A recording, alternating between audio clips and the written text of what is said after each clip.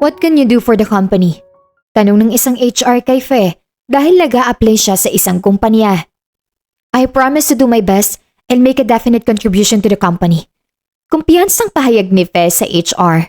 Kahit ganun, hindi pa rin maiiwasan ang pagkabog ng dibdib niya dahil sa kaba. I found out you've had a business for a while now. Why did it fail?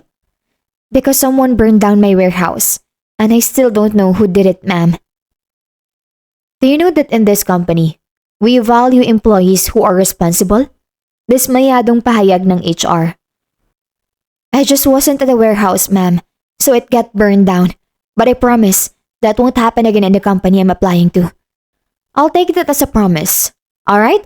Give me those documents of yours. Come back in 2 days. I still have a screening to do. Thank you very much, ma'am, for interviewing me and for giving me the opportunity. You're welcome. Noong nakauwi na sa bahay si Fe, tinawagan niya sa cellphone ng kaibigan na si Janet. Oh, ano bes? Natanggap ka na ba sa pinag-a-applyan mong kumpanya? Hindi pa. May screening pa daw, bes. Grabe, mukhang pinapahirapan ka nila. Ano nga ba yung ina-applyan mo? Tanong ni Janet sa kanya. Inventor checker, bes. Wow! Nagpapakababa ka, ha? Bakit naman ganyan ang in-applyan mo? Samantala nung hindi pa nasunog ang warehouse mo, CEO ka kung ituturing dahil ikaw may-ari. Kailangan ko mag-umpisa sa maliit, bes, para makaipon. Naku, mahaba-habang trabaho yan bago makaipon uli. Kailan ka pa makakaipon yan kapag senior ka na? Ayos lang yan. At least kaya kong umusad kahit papano. Dahil sa pangarap mo, hindi ka na nagbo-boyfriend. Kailan pa kapag senior ka na? Natatawang pahayag ng dalaga. Ano ka ba? Alam mo yung pag-ibig may tamang oras yan. Kung sa bagay, pero alalahanin mong umuusad ang panahon, kaya dapat maghanap ka na. Alam mo, bes, ang pag-ibig hindi hinahanap. Kusang dumarating yan, no? Marami pa silang pinag-usapan hanggang si Fena ang sumuko sa tsikahan dahil kailangan pa niyang asikasuhin ng ina na may sakit na ang pangalan ay Aling Wanda. Kasalukuyan itong may stage 3 cancer. Sa totoo lang ay naubos ang ipon niya mula noong magkasakit ang mahal sa buhay. Anak, pasensya na. Nang dahil sa akin, unti-unting nauubos ang ipon mo sa bangko. Ano ba kayo? Wala yun, ma. Hindi ba't hindi niyo naman ginusto na magkasakit? Oo, anak. Pero kahit ganun, ako na ang humihingi ng tawad sa'yo. Nagiging pabigat na ako sa buhay mo. Hindi kayo pabigat, ma. Wag niyong sisihin ang sarili ninyo. Basta ako, gagawin kong lahat para lang gumaling kayo, ma. Ganyan ko kayo kamahal. Napangiti ng matamis si Aling Wanda. Maraming salamat, anak. Napakabait mo talagang bata. Walang anuman yun, ma. Kayo na lang ang natitira sa akin dahil wala na si Papa. Kaya natural lang naiingatan ko kayo. Nakangiting tugon ni Fe. Samantala, sa mga sumunod na araw ay tinawagan na siya ng HR. Kaya bumalik na siya sa kumpanya. Meron siyang screening. How's your day? Are you ready for the questions I'm going to ask? Nakangiting tanong sa kanya ng HR. Ayos lang naman po ako, ma'am. Handa na po ako para sa screening. What? Why do you speak Tagalog? Please translate in English. Tugon ng HR. Sorry, ma'am. I just forgot. I'm ready, ma'am. What will you do if I hire you as an inventory checker? What can you contribute to the company? Make your answer good. As an inventory checker, I am responsible for checking and updating the inventory of products and assets of a company. I need to ensure that the inventory is accurate and up to date to help with business decision making and prevent supply chain problems. The common tasks I will do as an inventory checker are: number 1, checking inventory. I will check the inventory of products and assets to ensure that they are accurate and up to date. Number 2, updating records. I will update the records of inventory to ensure that they are accurate and up to date. And number 3, recommending changes. I will recommend changes to inventory processes to improve efficiency and accuracy. Number 4, collaborating with departments. I will collaborate with the ordering, shipping, and receiving departments to ensure that the inventory is accurate and up-to-date. Number 5, generating reports. I will generate reports on inventory and discrepancies to help with business decision-making. I will work with various departments to ensure that the inventory is accurate and up-to-date and provide reports to help with business decision-making. Dahil sa mahusay na pagsagot ni Fe, mapalad siyang nakapasa sa screening. Dahil dito ay nakapasa din siya bilang inventory checker. Nagbigay na lang ang HR ng schedule kung kailan siya papasok. Bes, natanggap na ako sa trabaho! Thank you Lord! Makakapagsimula na uli ako! Tuwang-tuwa na pahayag ni Fe. Tinawagan niya ang kaibigan na si Janet. Mabuti naman! Masaya ako para sa'yo, Bes. So ano, labas tayo? Ipagdiwang natin ang tagumpay mo sa pag-a-apply. Ikaw talaga? Wala nga akong kapera-pera eh. Hindi pa ako nagsisimula. Sino ba namang nagsabi na ikaw manlilibre? Ako manlilibre. Ikaw talaga oh. Advance kang mag-isip. Ganun ba? Salamat, Janet. Napakabait mo talagang kaibigan. Masayang-masaya na bulalas ni Fe. Bagong lahat, inasikaso niya muna ang ina at makaraan nito ay pinabantayan niya sa nakababatang kapatid niya na si Rafi. Binilinan niya din ito na painumin ng gamot sa takdang oras dahil gagabihin siya sa pag-uwi mamaya. Sa isang mall sila nagkita ni Janet. Iyon kasi ang nagsisilbing landmark sa kanilang lugar hanggang sa dumiretso na sila sa isang restaurant. Nakahanap ka na ba ng doktor para kay tita? Tanong ni Janet na ang tinutukoy ay si Aling Wanda. Kumakain na sila sa oras na yon. May doktor naman si Mama, kaso nga lang hindi siya mapagaling-galing. Dismayadong tugon ng dalaga. Hayaan mo, gagaling din siya. Balang araw, makakahanap ka din ng doktor para sa kanya. Magtiwala ka lang. Yan ang gusto ko sa'yo, Bes eh. Tama lang na kinaibigan kita dahil masyado kang positive thinker. Masayang-masaya na wika ng dalaga.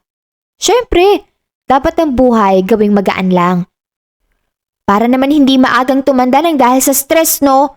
Lalo ka na, dapat mong balansahin ang stress mo. Hindi ka pa nakakapag-asawa kaya kailangan mukha kang bata nang marami ang huwag kang darapa. Matawa-tawang pahayag ni Janet.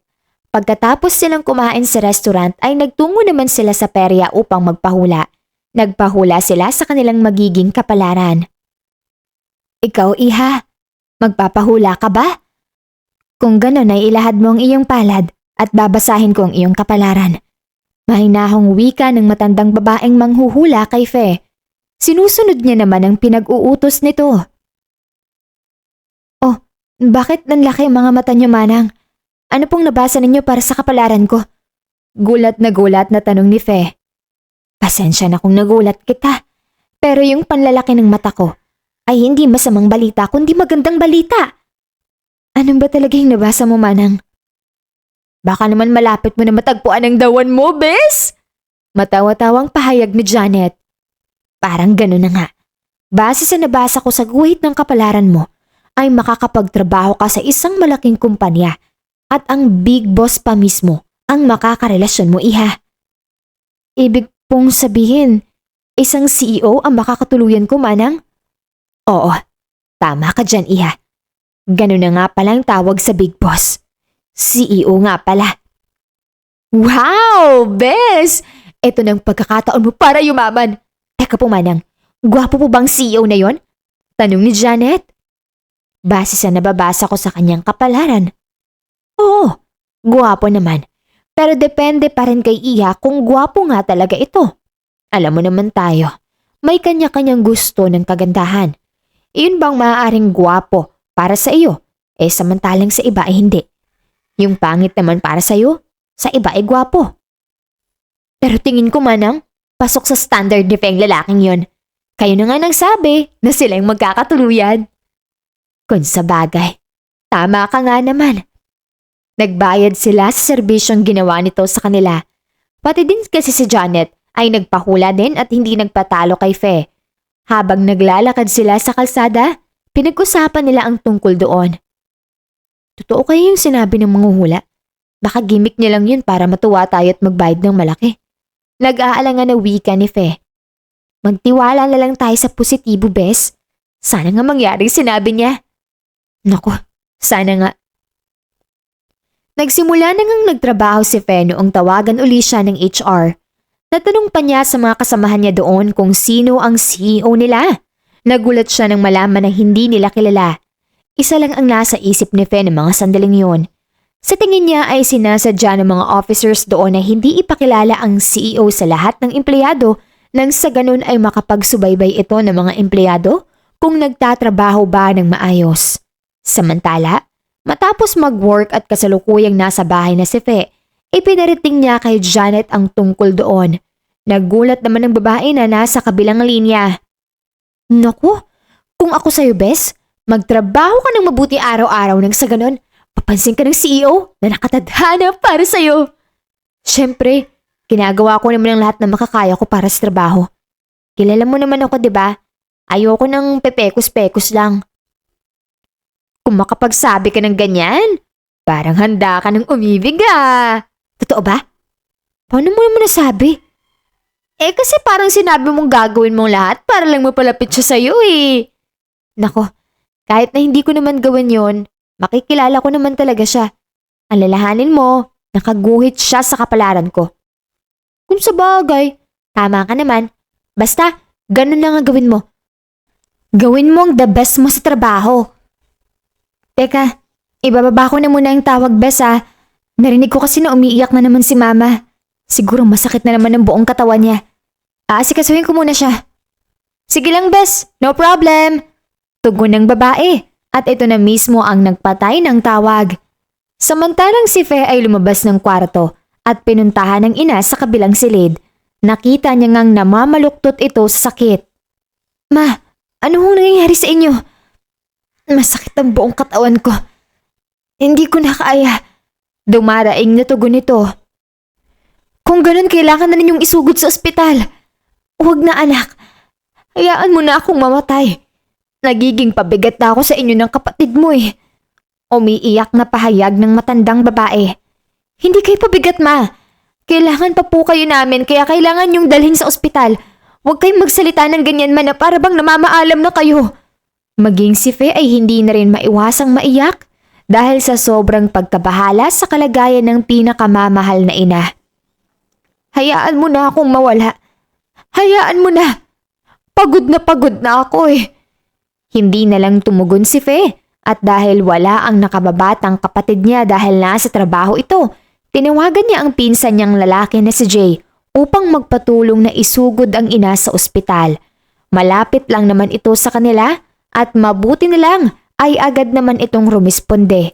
Tricycle driver ang pinsan niyang ito kaya ang sasakyang ginagamit sa pamamasada ang kanilang sinakyan para lang madala sa ospital. Noong nandun na, isinugod ito sa emergency room. Makalipas ang 1 oras, may ibinalita sa kanya ang doktor. Dok, bakit seryosong mukha niyo? Ano nang balita kay Mama? Nag-aalalang tanong niya sa doktor. Pasensya na, ma'am. Ganito lang talagang itsura ko. Sa totoo lang ay hindi masamang balitang ihahatid ko sa inyo kundi good news. Imposible yan, Dok. Kanina nga isinugod si Mama sa ospital, diba? Dahil may iniinda siya. Hindi, ma'am. Nahihilo lang ang mother ninyo dahil ang totoo. Buntis siya, ma'am. Iyan ang mga katagang umalingaw-ngaw sa tenga ni Faye mula sa doktor hanggang sa magising siya mula sa pagkakatulog. Ha? Isa lang palang panaginip. Kasalukuyan pa rin ako nandito sa waiting area at nakatulog lang. Joker yata yung panaginip ko na yun ah. Paano mabubuntis si Mama samantalang senior citizen na siya? Wika ni Faye sa kaniyang sarili. Maya-maya pa ay nakita niya na nagbukas na ang pintuan ng emergency room. Lumabas ang doktor at seryoso itong nakatingin sa kaniya. Nilapitan siya nito at kinausap. Ma'am, may balita ako sa inyo. Seryosong mukha ninyo, Dok. Bakit? Malala na po bang sitwasyon ni Mama? Anong malalang kalagayan, ma'am? Nagpatuli lang ang mother niyo. Ang good news ay, tapos na siyang magpatuli. Sasampalin na sana ni Fe ang doktor sa pag-aakalang pinagluloko lang siya nito pero bigla siyang nagising mula sa panaginip na yon. Sa kasamaang palad ay nasampal pa niya ang wooden chair na nasa tapat niya kaya't nasaktan siya. Aray! Ang sakit! Hayop na panaginip na yun! Bakit puro kalokohan na lang napapanaginipan ko? Inis na wika ni Fe sa sarili. Kalaunan, nagbukas na ang pintuan ng emergency room. Iniluwa nito ang doktor at dali-daling lumapit sa kanya. Ma'am, meron tayong masamang balita. Ano po bang masamang balita, Dok? Malala na po bang kalagayan ni Mama? Yes po, ma'am. Kailangan ay mamonitor siya at magsagawa uli ng chemotherapy. Dumami ng cancer cells niya at nangangambang humantong na sa stage 4. Para makasigurado na hindi na nananaginip si Fe, sinampal niya ng malakas ang doktor. Bigla naman itong napahawak sa namumulang pisngi at buong pagtatakang nagtanong. Ma'am, bakit niyo ako sinampal? Pambihira naman kayo. Ang sakit. Pasensya na, Dok. Akala ko po panaginip lang to. Hindi pala. Ano bang nangyari sa inyo, ma'am? Sakit mo na. Wala, Dok. Pagpasensyahan mo na lang po talaga ako. Akala ko po kasi panaginip lang eh. Hindi po pala. Napailing lang ang doktor. At pagkatapos nito ay iniwanan na siya. Tahiyang-tahiya naman siya at hindi niya maintindihan kung bakit siya nagkakaganoon. Pero agad na wala sa isip niya iyon nang mapagtanto na malaki pala ang problema niya. Paano ba to? Lubog na ako sa utang. Saan kamay ako makakautang para sa pagagamot ni Mama? Problemadong tanong ng dalaga sa sarili habang napapakamot ulo. Maya-maya pa ay tinawagan niya ang kaibigan na si Janet. Sinabi niya ang tungkol sa kalagayan ng kaniyang ina. Naku, Fe, kung may sobra lang sana akong pera, baka napautang na kita. Alam mo naman na 5 na ang anak ko samantalang yung isa may sakit pa. Pasensya na talaga, Bes, ha? Wala yun. Wala naman akong sinabi na mangungutang ako sa'yo. Nagkwento lang ako sa'yo, Bes, para gumaan ang dibdib ko at hindi para bigyan ka rin ng problema. Ako ang dapat na humingi ng sorry dahil puro negatibo ang binabalita ko sa'yo, Bes. Ayos lang din. Ako, mahirap yan. Baka humantong ka rin sa depresyon kapag wala kang pinagkwentuhan. Napabuntong hininga si Janet. Ano kaya kung umutang ka sa kumpanyang pagtatrabahuan mo? Malay mo naman, di ba? Baka pautangin ka? Malabo yan, Bes. Kabago-bago ko pa lang eh. Ito na lang, pumunta ulit tayo sa manghuhula. Tanungin natin kung paano ka magkakapera. Naku, wag na. Di pa nga ako tiwala sa manghuhula na yun eh. Baka mamaya mambobola lang yun. Naku, Bes. Subukan mo lang naman. Wala namang mawawala eh. Sige na nga. Saan tayo magkikita? Saan pa ba? Eh di dun sa perya. Alam mo na dun, di ba, Bes? Oo, alam ko. Tara na. Pumunta na tayo dun. Dahil nasa emergency room pa ang kanyang ina, ipinaubaya niya muna ito sa doktor. Nagpaalam naman siya na may pupuntahan saglit. Sumakay lang sa jeep si Fe hanggang sa bumaba na siya sa destinasyon niya. Nasilayan niya naman na nag-aabang sa kaniyang kaibigan. Kahit kailan talaga, Bes, mabagal ka. Pinaglihi ka talaga sa pagungye, no? Natatawang pahayag ni Janet. Ay nako, ang yabang mo talaga, Bes. Tara na. Magpapahula na ako. Noong nakarating na sila sa matanda, nagulat sila nang masilayan itong nakangiti. Para bang alam na nito na pupunta sila doon. Magandang gabi, mga iha. Sabi ko na nga ba't babalik kayo? Hindi ba't magpapahula ka sa akin, iha, kung paano magkapera? Masiglang bati sa kanila ng matandang manghuhula. Nagkatingin na naman silang dalawa. Walang boses na lumabas sa bibig nila. Pero base sa kanilang ekspresyon, namangha sila dahil nahulaan ng matanda ang kanilang iniisip. Paano niyo po nahulaan yon? Sandali, nagdadalawang isip pa rin po ako sa inyo eh. Sige nga, bakit ho perang ipapahula ko sa inyo? Kapag nasagot niyo ng tama ay talagang believe na ako sa inyo. Ikaw talaga, Bes. Masyado ka mapagduda eh. Magtiwala ka naman kay nanay oh. Wika ni Janet, sabay siko sa kaibigan. Hay nako. Kaawa-awang bata. Kaya gusto mo magpahula sa akin tungkol sa pera ay upang may panggamot ka sa nanay mong may malubhang karamdaman. Ikinalulungkot kong mabalitaan ng tungkol sa kanya. Oh, see? Huwag ka nang magduda pa kay nanay, Bes. Tignan mo, nahulaan niya na. Sige na, naniniwala na ako. Manang, saan kaya ako makakakuha ng pera para sa pagpapagamot ni Mama? Wala kang ibang gagawin kundi ang maghintay lang. At gaano naman katagal ang paghihintay ko, Manang? Sa madaling araw lang. Basta't huwag kang maiinip. Sino kaya magbibigay nun?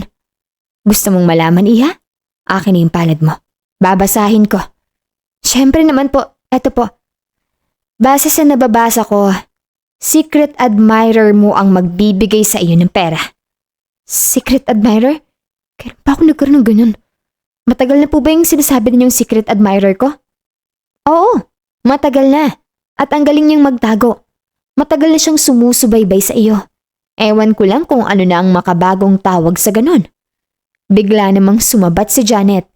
Stalker po. Stalker ang tawag doon. Ah, ganun ba? Okay. Yung CEO yung stalker ni Iha. Ano? Bakit ko siya naging stalker? Pampira. Totoo ba yan, Manang? Totoo. Naks! Bes ang astig! Tapos niyo na bang hulaan si Fe? Ako naman po magpapahula. Oo, tapos na Iha.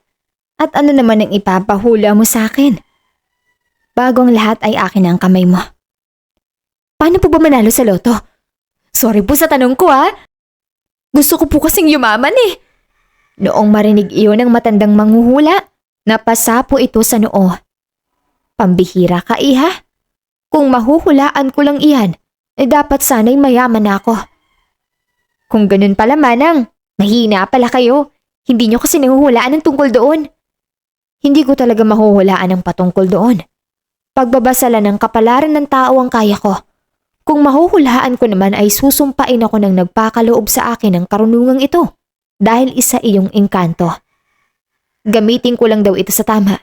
Kung pagkakakitaan ko daw ay yung sakto lang ang singil. Ganun po ba? Sayang? Oo, maaari ko kasing ikamatay na maghula ng ganun.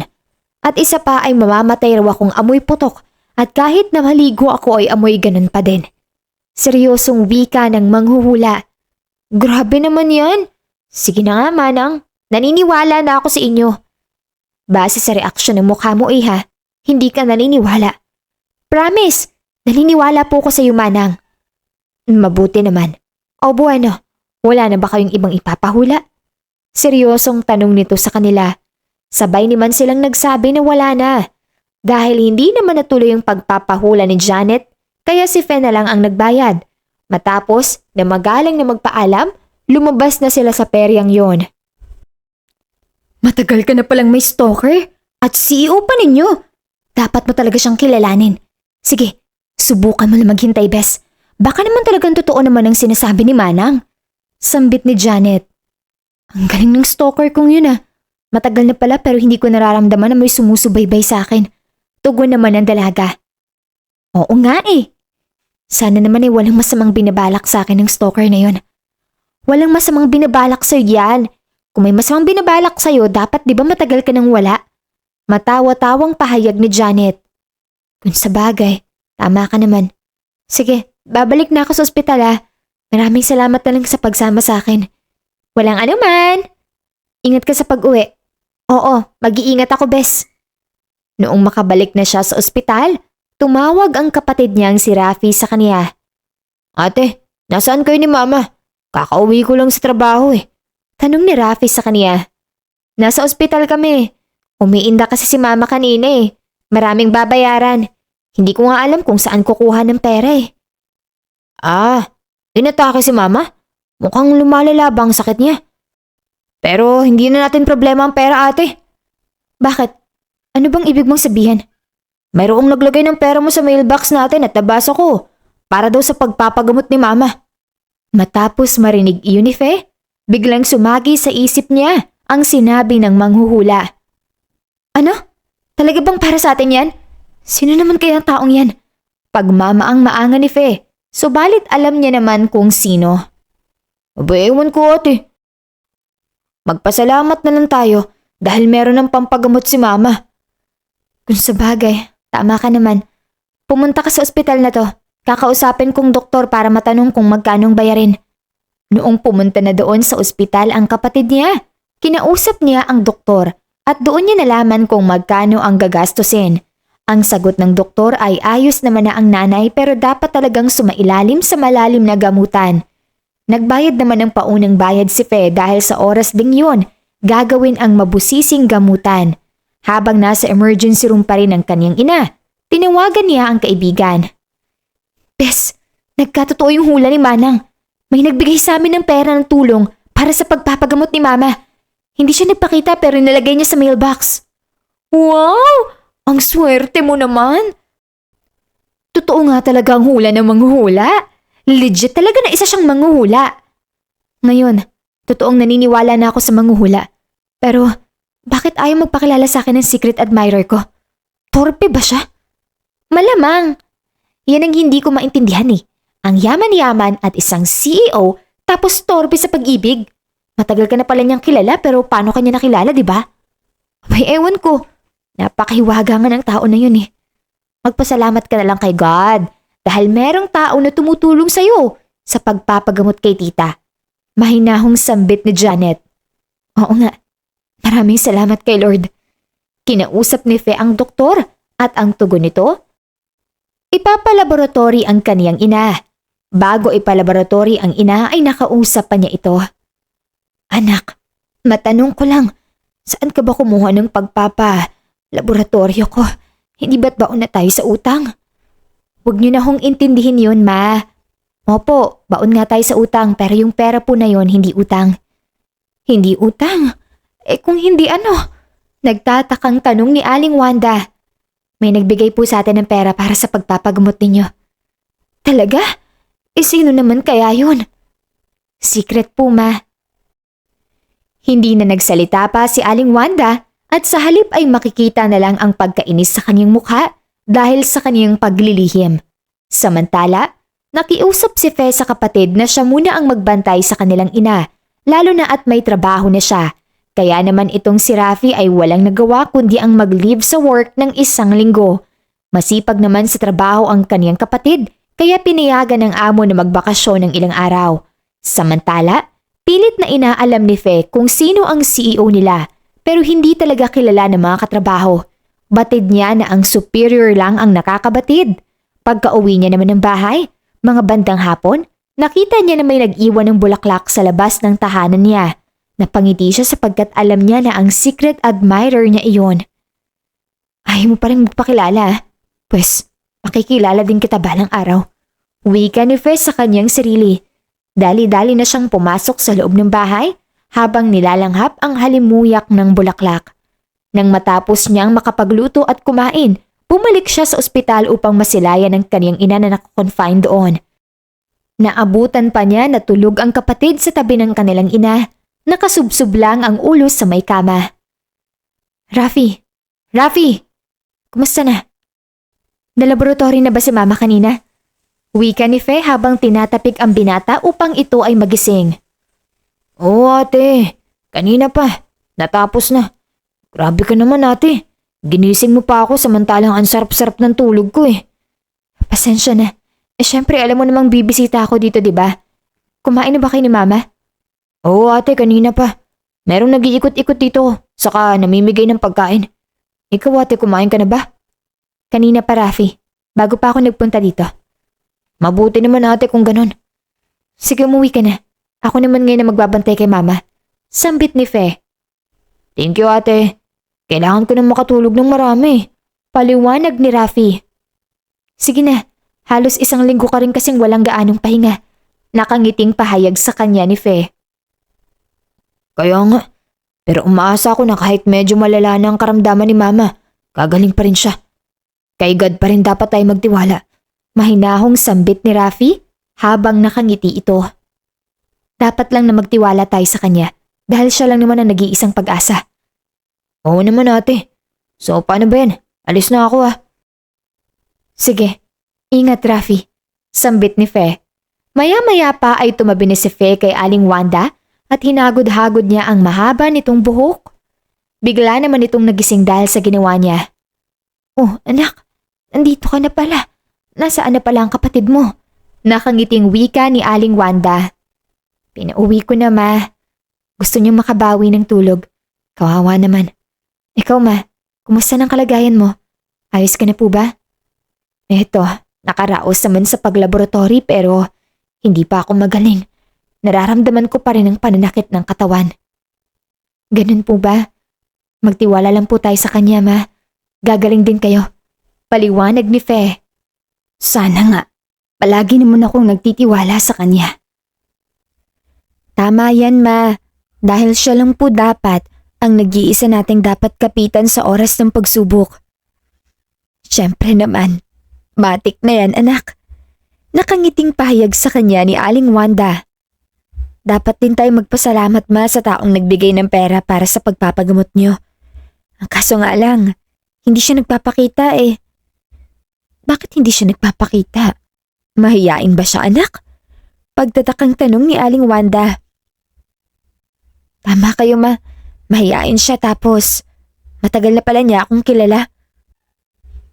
Matagal ka na pala niyang kilala, anak? Paano mo naman nalaman na matagal na?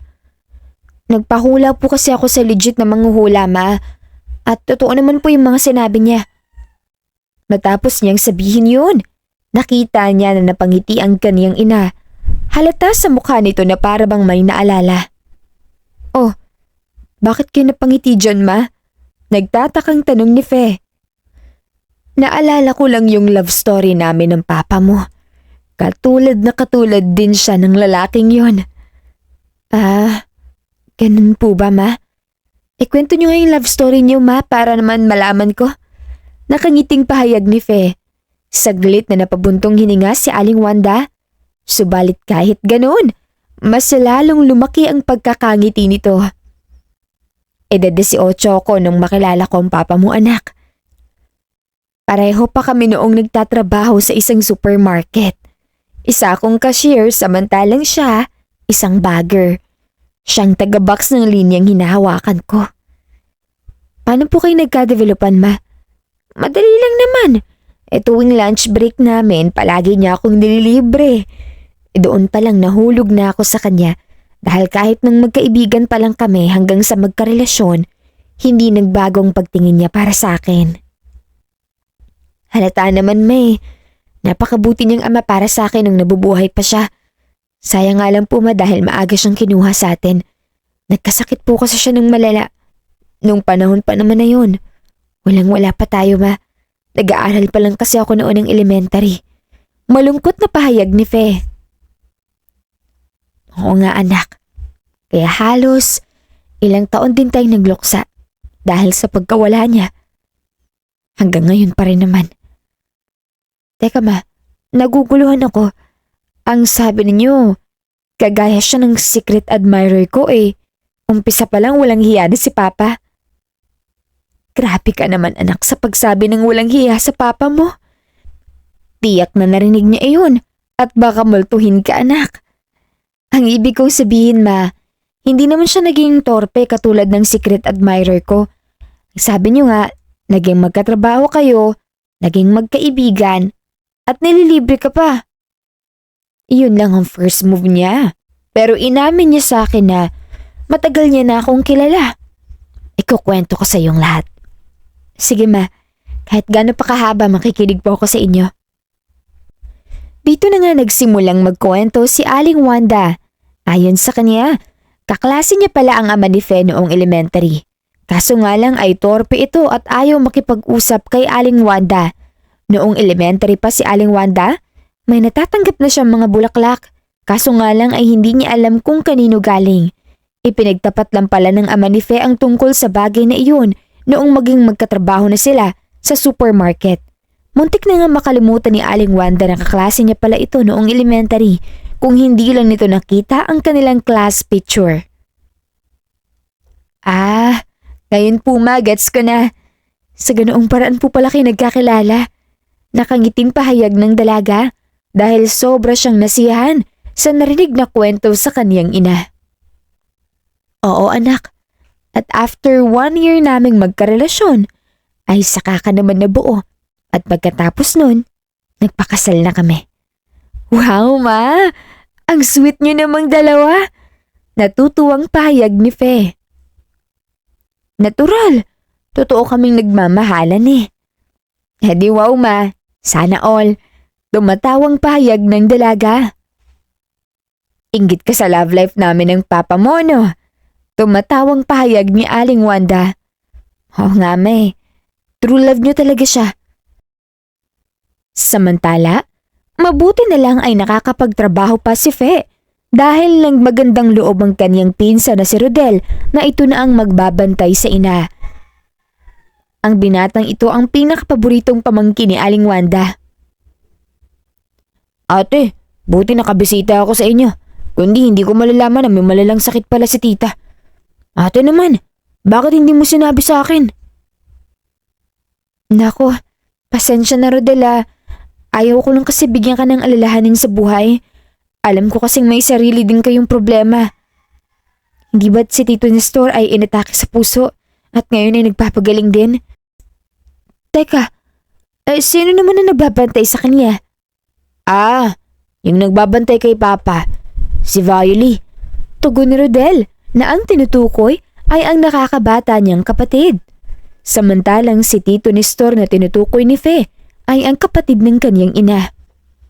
Sa ngayon, ako na muna magbabantay kay tita. Wala pa kasi akong trabaho kaya mahasikaso ko siya ate. Maraming salamat. Nakangiting pahayag ni Fe. Dito na nagsimula si Fe na magtrabaho ng tuloy-tuloy. Nagagawa niya ng maayos ang trabaho bilang inventory checker. Dahil dito ay napapansin siya ng kanilang supervisor na si Ma'am Elenita. Madalas nga siya nitong nililibre kapag lunch break na nila. Ma'am, napakabait niyo naman sa akin. Maraming salamat po sa panlilibre Nakangiting pahayag ni Fe na may halong pagkahiya. Of course, you are very good at your job. It's a good thing HR hired you. If you keep doing your work like that consistently, you will definitely get promoted.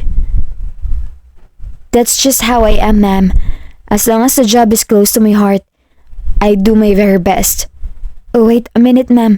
By the way, who is our CEO? Magalang na tanong ni Fe. Sa ngayon ay hindi ko pa pwedeng sabihin sa'yo, Fe.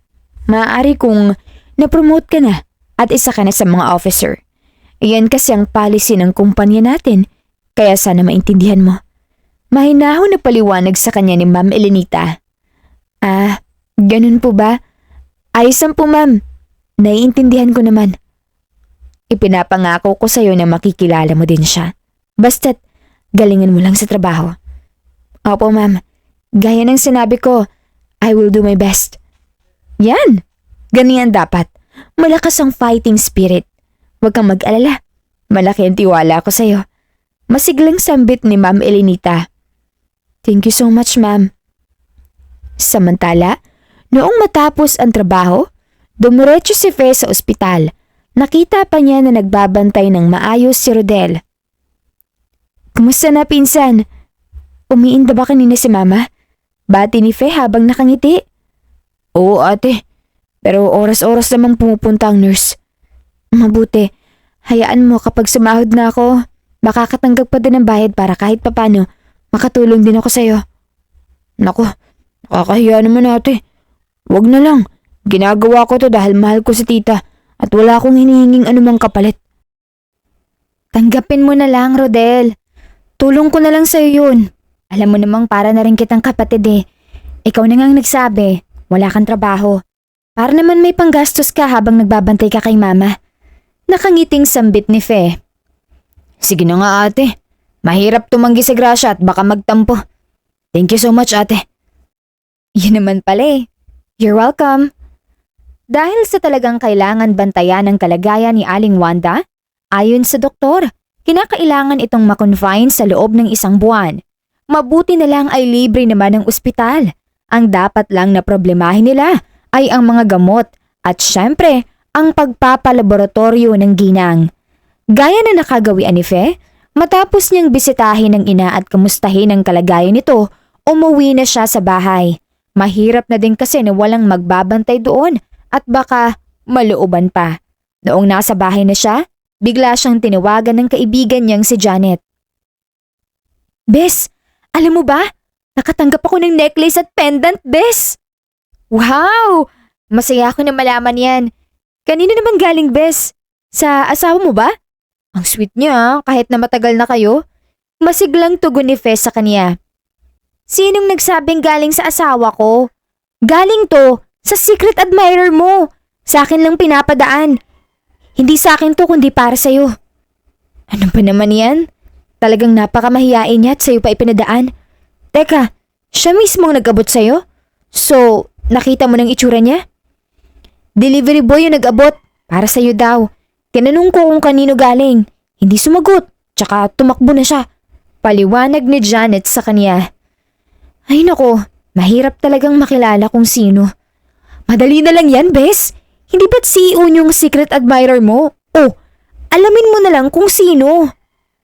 Tama ka naman, pero kailangan ko pa daw ma-promote sa trabaho para lang makilala ang secret admirer ko. Yan ang pagkakasabi sa akin ng supervisor namin. Wika ni Fe at sabay buntong hininga. Ano yun, Bes?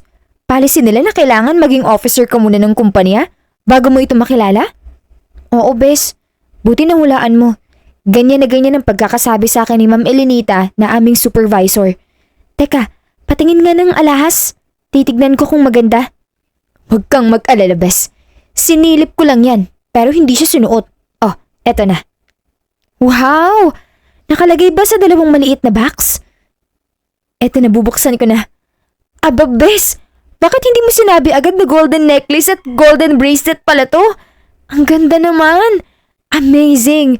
Ngayon lang ako nakatanggap ng ganitong klaseng regalo ah. Maswerte ka, Bes. Dahil meron kang secret admirer. Ang haba talaga ng buhok mo, Bes. Ikaw na ang maganda. Hindi naman, Bes. Magkapareho lang naman tayo ng beauty eh. Matawa-tawang pahayag ni Fe habang sinusuot ang mga alahas at humaharap sa salamin. Sus! Nambola ka pa. Ako na ang nagsasabi. Ikaw ang mas maganda sa atin dalawa, no? Kapag nakilala kong CEO, pasasalamatan ko siya ng sobra. Masayang pahayag ni Fe habang umiikot na parang sumasayaw sa harap ng salamin. Sana nga makilala mo na siya agad at ma-promote ka na rin. Kaya nga pagbubutihin ko na ang trabaho. Aba, dapat lang. Dahil kung hindi, hindi mo na talaga siya makikilala habang buhay.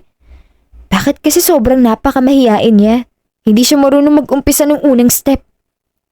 Sa tingin ko, gumagawa na siya ng unang step. Kaya nga pinapadalang ka na niya ng kung ano-ano eh. Paliwanag sa kanya ni Janet. Kung sa bagay, may punto ka naman. Patanong kita, Bes, bagay ba sa akin ang kwintas at bracelet? Nakangiting tanong ni Fe. Oo naman, mas lalo kang gumanda at naging mas elegante dahil sa suot mong gininto ang alahas. Maraming salamat sa papuri, Bes. Kahit kailan talaga napakabait at supportive mo sa akin. Masayang masaya ng wika ni Fe. Eh syempre naman, ang tagal na nating magkaibigan oh. Simula pa nung pagkabata, kaya parang rin kitang kapatid. At masaya ako na pinupuri kita. Nakangiting pahayag ni Janet. Wow! Ang sweet mo naman talaga, Bes. Mas masaya pa akong pinupuri mo ako kaysa sa alahas na ibinigay ng CEO. Ikaw din, hindi lang kaibigan ang turing ko sa'yo, kundi ituturing na rin kitang isang kapatid. Nakangiting pahayag ni Fe. Gantihan sa purihan ha? Samantala, dumating ang araw na poproblemahin na naman nila ang tungkol sa ina. Paano ba naman kasi ay mas lumala ang kalagayan nito?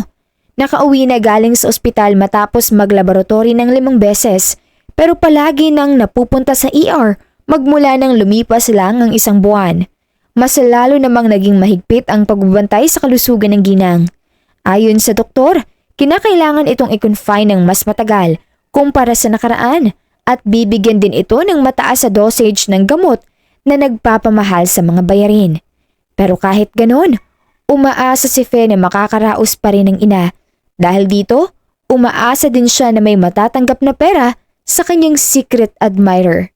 Hanggang sa hindi naman siya nabigo dahil isang gabi, nakatanggap uli siya ng malaking pera sa mailbox. Salamat sa Diyos! Nakatanggap uli ako nito!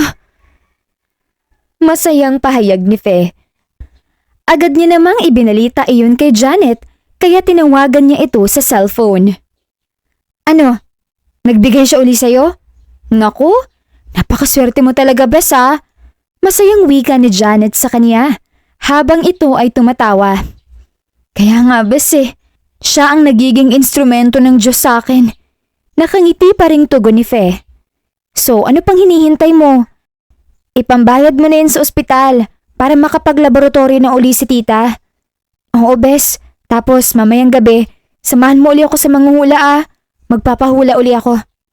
Teka, at ano namang ipapahula mo, bes? Basta samahan mo na lang ako. Ikaw din magpahula ka na rin sa kanya. Seryosohin mo naman mga pahula mo at baka malay mo. Mas malaki palang swerte mo kaysa sa akin. Sige, bes. Seseryosohin ko ng hula. At sana naman, magdilang anghel ka. Tumawa-tawang pahayag ni Janet. Talaga, magdidilang anghel ako para sa'yo dahil gusto ko na ikaw naman ang swertehin. Paliwanag sa kanya ni Fe. Maraming salamat, bes. Ngayon ko lang napatunayan na magkasanggang dikit talaga tayo. Masayang tugon sa kanya ni Janet. Pagkatapos ipalaboratory ang ina, nagtungo na nga sila sa peryahan. Tutal ay bantay sarado pa rin naman ng pinsan niyang si Rodel, ang kaniyang ina. Oh, nandito na uli kayo. Anong ipapahula niyo sa akin? Nakangiting tanong ng manghuhula. Ano ba yan, Manang? Akala ko mahuhulaan niyo na agad sa oras na nakita niyo na kami. Hoy, hindi ako Diyos para magawa yun ha. Kinakailangan ay mahawakan ko muna kayo. Paliwanag ng manghuhula. Oo nga naman, bes. Hindi ba gano'n naman talagang ginagawa niya sa atin? Nararamdaman ko, iha, na ikaw ang unang magpapahula. Halika, umpo ka at sa akin ang palad mo. Wika ng manghuhula na ang tinutukoy ay si Fe. Naupo naman siya at hinawakan ng kaniyang palad. Gusto ko po malaman, Manang, kung paano ako mapopromote sa trabaho bukod sa magsusumikap ako. Yan lang naman po. Mas hinigpitan ng manghuhula ang pagkakahawak sa palad niya, saka ito pumikit. Nahulaan ko na. Ayun nga, iha. Basta't pagbutihin mo lang ang trabaho. At yung lalaki na nakatuksido na palaging nagro-roving sa building ng kumpanya ninyo. Siya ang CEO. Nakasuot siya ng salamin, matangkad, may balbas at gwapo. Buti nabasa niyo na, Manang. Teka, may balbas pala siya. At ibig sabihin mukha na siyang may edad. Hindi naman siya mukhang may edad. Nagpapatubo lang siya ng balbas dahil ganun ang gusto niyang estilo. Ah, ganun ba? Mukhang CEO nga talaga siya nakagaya sa nababasa ko sa pocketbook ah. Ah, yung mukhang Bombay na mukhang Italiano? Kung ako sa'yo, bes, amuin mo muna yung kilikilid kapag amoy, alam mo na, yun na yun. Ano ka ba naman, bes? Sira ka talaga. Biro lang. O ayan, nasagot na ni Manang. At least, alam mo na kung anong itsura niya. Nakangiting pahayag ni Janet. Oo, alam ko na kung anong itsura kaya bukas na bukas, hahanapin ko na siya. Madagdag ko lang, iha. Panay ang titig niya sa'yo kapag nakikita ka niya sa building. Ganun po ba? Hindi ko po yun napapansin ah. Eh paano? Abala ka nga sa pagtatrabaho. Kung sabagay, Manang, tama ka naman dun. O ikaw, iha, ano naman ngayon ang ipapahula mo sa akin? Tanong nito kay Janet. Saan ako makakahukay ng ginto, Manang? Sabi ko, iha, huwag mo akong pahulain tungkol sa kayamanan na gusto mong kunin. Dahil may side effect yun sa akin. Pupwede akong bawian ng buhay at ang mas matindi pa, kapag namatay ako ay mangangamoy mabagsik na putok ako. Seryosong sambit ng manghuhula sa kanya. Oh, ganun ba yun? Sige, siseryosohin ko na. Ang asawa ko ba'y talagang para sa akin? Mabigat na tanong yan. Sige, akin na yung kamay mo. Agad namang ibinigay ng babae ang palad. Sa tingin ko, iha, hindi siya para sa'yo. Hindi ba't nakakalimutan ka na niya ngayon at hindi ka na pinapahalagahan? Opo, tama nga po kayo. Kaso nga lang mahal ko siya. Ramdam ko naman po sa una na hindi niya ako mahal ng buo. Ginawa niya lang kasi ako na panakip butas. May ex-girlfriend siya dati na iniwanan siya at yun ang totoo niyang mahal. Pasensya na sa mga nasabi ko, iha. Alam ko na masakit para sa'yo yun. Pero ganun lang ang nababasa ko.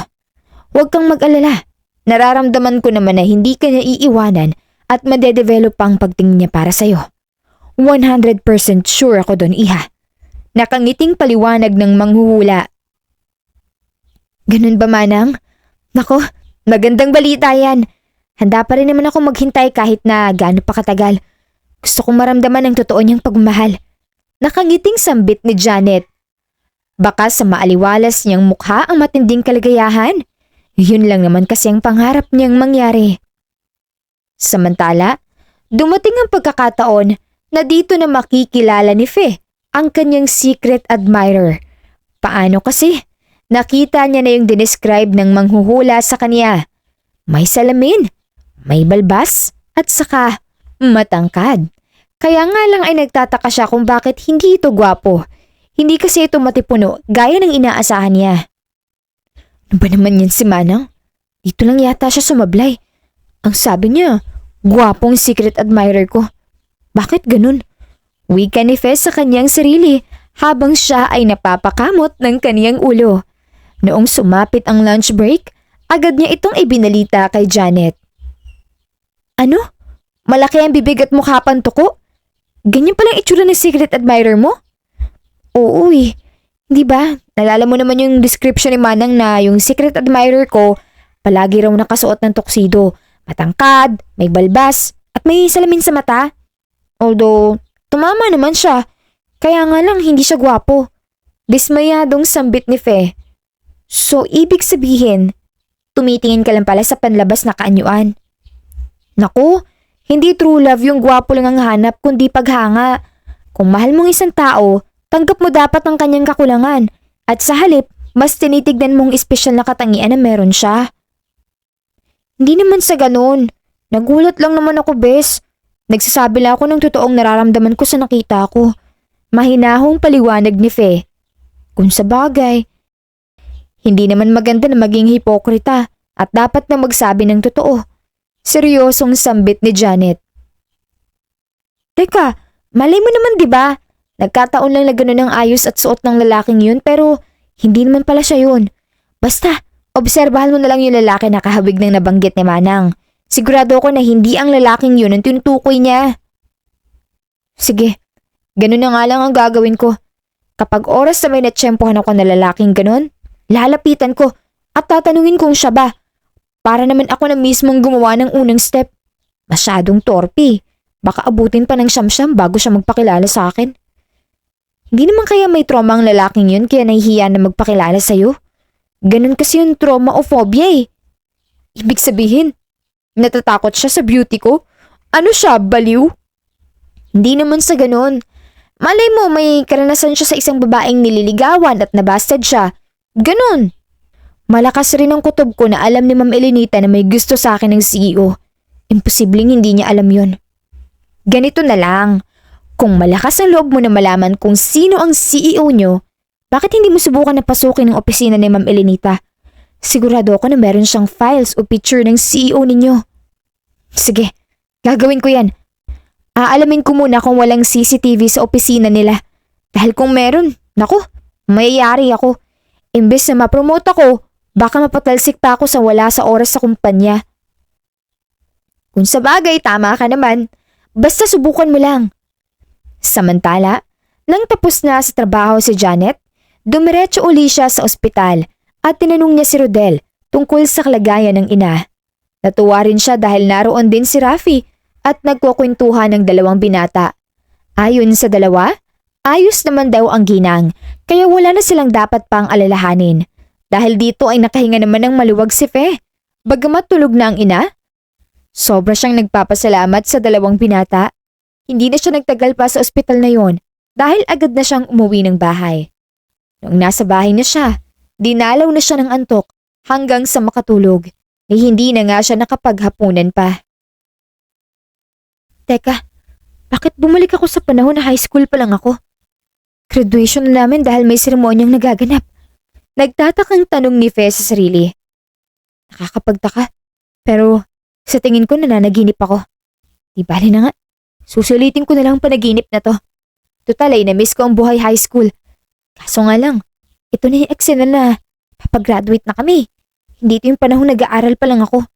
Mukhang malapit ng tawagin ang pangalan ko ah. Aakyat na ako sa entablado. Noong papaakyat na ng entablado si Fe, nagulat ang lahat ng taong naroroon dahil sa naganap na malakas na pagyanig ng lupa.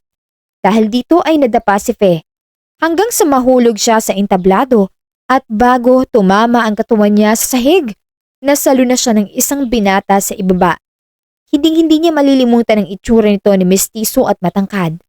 Noon ngang nasalo siya ng lalaking yun, nawalan siya ng malay dahil sa matinding kaba na nararanasan.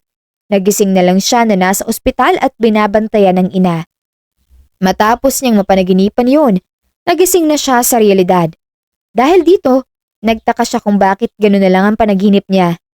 Meron kayang ibig sabihin ng panaginip niyang yun? Agad niya itong sinabi sa kaibigan niya nang magkita sila kinabukasan. Baka konektado ang panaginip mo sa realidad. Wika ni Janet sa kabilang linya. Anong ibig mong sabihin? May himig na pagtatakang tanong ni Fe. Baka yung lalaki na sumagip sa panaginip mo, yun din ang CEO. And at the same time, secret admirer mo. Tama ba ako? Teka, nangyari ba sa totoong buhay ang panaginip mong yun? Oo, nangyari yun nung gagraduate pa lang ako nung high school. Diba kahit magkaibigan tayong matalik, magkaiba naman tayo ng school? Sa kasagsagan ng seremonya sa school namin, nagkaroon ng 7 magnitude na lindol. Paliwanag sa kanya ni Fe. Oo, naalala ko nga yun. Mabuti na lang walang namatay kahit marami kayong estudyante doon. Sa amin din noon, may naramdaman na pagyanig pero hindi naman kasing lakas ng sa inyo. Wika ni Janet habang kinakamot-kamot ang baba na tila inaalala ang isang masalimuot na nakaraan. Basta, sa tingin ko, yung lalaki sa panaginip mo at yung CEO ninyo, iisa. Baka nga. Samantala, dahil sa husay ni Fe sa trabaho, tuluyan na nga siyang na-promote bilang inventory clerk. Dito ay nakilala niya na nga ng tuluyan ng CEO at kitang-kita niya na rin ang itsura nito. Hindi ito yung una niyang nakita noon, kundi ito yung dinescribe ng manghuhula sa kanya. Nakadaupang palad niya ito sa quarterly General Assembly. Kaya natutuwa siya sapagkat totoo ang inihayag ng manghuhula. Hindi niya kailangan na manaliksik sa opisina ni Ma'am Elenita. Masaya siya na ito pa ang unang bumati sa kanya. Meron rin siyang napagtanto. Ito pala yung sumali sa kanya noong nagkaroon ng lindol sa paaralan. Dahil dito ay nagpasalamat siya sa nahihiyang paraan noong silang dalawa na lang ang natira sa lugar na yon. Ikaw pala yun, sir. Yung tumulong sa akin ng graduation. Hindi ko akalain na sobra na kayo nagtagumpay. Maraming salamat po sa pag-promote sa akin. Ako na ang una nagpasalamat kahit na medyo awkward. Hindi ko na lang pinahalata na alam ko na siyang secret admirer ko. Para naman hindi siya mahiya ng todo sa akin. Sambit ni Fez sa kanyang sarili. Oo, ako nga yun. Tinulungan kita dahil ayaw ko mapahama ka. Nagtagumpay ako dahil sa matindi kong pagsusumikap. At syempre, sa pamana na din ng negosyo ng mga grandparents ko. Ang pangalan ko ay CEO Marvin. Mahusay ka sa trabaho, kaya pinromote kita. Pero alam mo ba na ako ay nagbibigay ng pera para sa pagpapagamot ng nanay mo? Kumusta na nga pala siya, Fe? Seryosong sambit ni CEO Marvin. Siya nga pala, wag mo na ako tawaging sir kahit Marvin na lang. Mapagkumbabang sambit nito sa kanya. Ayos na siya, Marvin. Pero kailangan pa ng mabusising gamutan. Alam ko nang ikaw yung nagbibigay nun. Teka, paano mo nalaman? Meron bang nagsasabi sa'yo? Ituro mo lang kung sino. Nagpahula lang ako sa manghuhula kasi nung kasagsagan ng sakit ni Mama, walang-wala kami at sobra akong problemado kung saan kami makakakuha ng malaking halaga sa pagpapagamot ni Mama. At sinabi sa akin ng manghuhula na wag ko na raw dapat alalahanin pa ang tungkol doon. Kailangan na maghintay na lang raw ako sa tutulong sa akin na isang secret admirer ko. Paliwanag ni Fe sa mahinahong paraan pero nakita niyang biglang namula ang pisngi ng binata. Oh, ako nga yun. Dahil matagal na kitang gusto, Fe. Mautal-utal na pahayag ni CEO Marvin. Halata sa boses nito na kinakabahan, subalit nilalabanan niya lang. Simula ba nung tinulungan mo ako sa lindol? Doon na nag-umpisa ang pagtingin mo sa akin? Pero bakit ang tagal mong hindi lumantad? Bakit kinakailangan mo pang gawin yon? Sorry Marvin Torpe ka ba? Seryosong tanong ni Fez sa kaniya. Pasensya na kung kailangan kong gawin pa yon. Nagkaroon lang kasi ako ng trauma sa babae. Nung high school ako nagkaroon ako ng girlfriend. Pero iniwanan ako at sumama siya sa iba. Kaya siguro naging ganito ako nang dahil doon. Doon nga nagsimula ang pagkakaibigan nilang dalawa. At kahit umamin na si Marvin, hindi naman siya nag-take advantage. Isang araw, pinatawag siya ng CEO. Kaya naman agad siyang nagtungo sa opisina nito. Do you really want your mom to get well? I will look for the best doctor. Of course. Gusto kong gumaling siya pero wala naman akong sapat na pera para doon. Who said you would be the one to pay? I will be the one to pay. Maraming salamat, Marvin. Malaking utang na loob ko sa'yo. Don't worry. I will work even harder at my job. Wala nga naman. Alam ko naman kahit hindi kita bigyan ng tulong, gagawin mo pa rin ng mabuti ang trabaho mo. Nakangiting pahayag ng CEO. Oo naman. Mahal ko ang trabaho ko kaya talagang pinagbubutihan ko. Nakangiting pahayag ni Fe. Naks, maganda yan. Ganyang mindset ng empleyado ang tatagal sa akin sa kumpanya. Nakangiting pahayag ni CEO Marvin. Salamat sa tiwala, Boss Marvin. Tinawag mo na naman akong boss. Hindi ba't ang sabi ko sa'yo Marvin na lang? Siya nga pala, para malaman ko na ikaw ang CEO namin. May gagawin ako sa'yo. Teka, anong gagawin mo? Nagtatakang tanong ni Marvin. Madali lang. Tumayo ka at akin ang isa mong kamay. Ganto ba? Nagtatakang tanong sa kanya ng lalaki. Oo, ganyan nga. Matapos nito, itinaas nga ni Marvin ang braso. Inamoy naman ni Fe ang bandang kilig-kili nito. Kaya nagulat ng sobra si Marvin. Teka, bakit mo ginawa yun? Ano bang pumasok sa isip mo? Wala. Sinisigurado ko lang na kung ikaw ba talaga ang CEO na amoy Bombay. Tama nga, ikaw nga talaga yun. Ano? Parang sinabi mo na amoy putok ako ah. Araw-araw ako naglalagay ng Axe body spray no. Matawa-tawang pahayag ng CEO. Hindi, biro lang. Ikaw talaga? Hindi ka na mabiro ah. Napakabango mo Marvin. Simula nun, nawala ng awkwardness nila sa isa't isa. Paano ba naman kasi ay pareho lang pala sila ng vibes?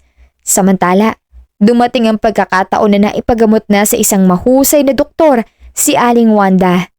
Ilang buwan ang naging gamutan na may kasamang pananampalataya at bakaraan nito ay milagro itong gumaling na wala ang cancer cells sa katawan. Dahil dito, nagbalik sa normal na pamumuhay si Aling Wanda. Congrats, Bes!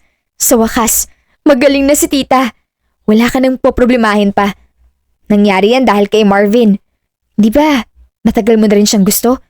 Simula nung tulungan kanya sa lindol na naganap sa school nyo, naging crush mo na siya. Lagi mo yung kinukwento sa akin eh. Kaya nga lang, yun ang una't huling pagkikita ninyo. Ngayon lang uli kayo nagkita sa sarili niyang kumpanya. Maraming salamat, Bes. Oo nga eh. Gagawa na ako ng the moves ko para maging kami na at hindi na siya mahiya sa akin. Alam ko na medyo natanggal ng hiya niya sa akin pero mas tutulungan ko pa siya para mawala ang nararamdaman niyang awkwardness. Tama yung gagawin mo, Bes. Alalahanin mo na CEO siya. Sayang kung papakawalan mo pa. Sulitin mo ng pagkakataon mo, Bes. Baka mamaya, palay na nga, magiging bato pa. Paano ko nasabi yun? Kasi baka mamaya, may lumapit na malanding babae at ito na ang unang pipikot. Total, mahal nyo naman ng isa't isa. Gora ka na! Masiglang pahayag ni Janet. Oo, Bes. Salamat sa payo. Nakangiting sambit ni Fe. Hanggang sa dumating na ang pagkakataon na mag-uusap ng sarilinan sina Fe at Marvin. Ang binata na mismo ang nag-set ng date sa isang beach resort. Salamat at dumating ka. Sa totoo lang ay, inipon ko ang lakas ng loob ko para lang imbitahan ka sa date na ito. Ito lang ang patunay, Fe, na kahit gaano pa ako katorpe, mas nananaig pa rin ang matinding pagmamahal ko sa'yo. Nararamdaman ko naman na totoo ang pagmamahal na inilalaan mo para sa akin. Dahil mas nangingibabaw nga talaga yung pagmamahal mo sa akin, kaysa sa takot mo, trauma. Inaamin ko na simula noong tulungan mo ko sa earthquake na naganap noon, meron na rin akong pagtingin para sa'yo. Hindi yung nagbago kaya nga ngayong umabot na ako ng 30, hindi pa rin ako nagkaka-boyfriend o nag-aasawa dahil umaasa ako nung matatagpuan uli kita. At ngayon, nangyari naman. Mahabang paliwanag ni Fe. Kung hindi mo ako nakalimutan, bakit nung una ay hindi mo ako namukhaan? Paano kasi Marvin? Nagkaroon ka ng bigote at balbas. Dati naman wala ka niyan eh. Tumawa-tawang pahayag ni Fe. Siyempre, ito yung gusto ko. Rugged and handsome. Naks, ang taas ng fighting spirit mo ah. De joke lang. Totoo naman nagwapo ka eh. Maraming salamat, Fe. Pagkatapos nun ay nagyakapan na silang dalawa. Ramdam nilang pareho ang siglang bumabalot sa isa't isa. Tila umaayon din sa kanilang pag-iibigan ang dagat na bawat paghampas nito sa pampang o buhangin parang lumilikha ng kakaibang musika. Sinasabayan pa ng mga ibon na lumilipad sa itaas at ang maaliwalas na kalangitan. Samantala, wala nang ligawan na naganap. Basta na lang silang naging magkarelasyon. Lumipas lang ang 1 taon, nagpakasal na silang dalawa. Imbitado ang pamilya, mga kaibigan, at pati na rin ang manghuhula. Samantala, makaraan ng 2 taon, biniyaan naman sila ng 2 anak. Naging supervisor na rin si Fe sa kumpanya. Pinromote siya ng asawa dahil talagang mahusay siya. Pero hindi doon nagtapos ang kanilang kwento dahil dumating ang panahon na muntik nang malugi ang kumpanya. Medyo nagkamali kasi sila ng strategy pero binago na nila ito at naging mas maingat na.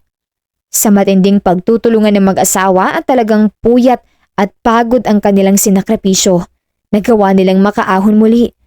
Mas malaki ang ambag na ginawa ni Fe dahil ginamit niya ang talino at patyaga-tyaga.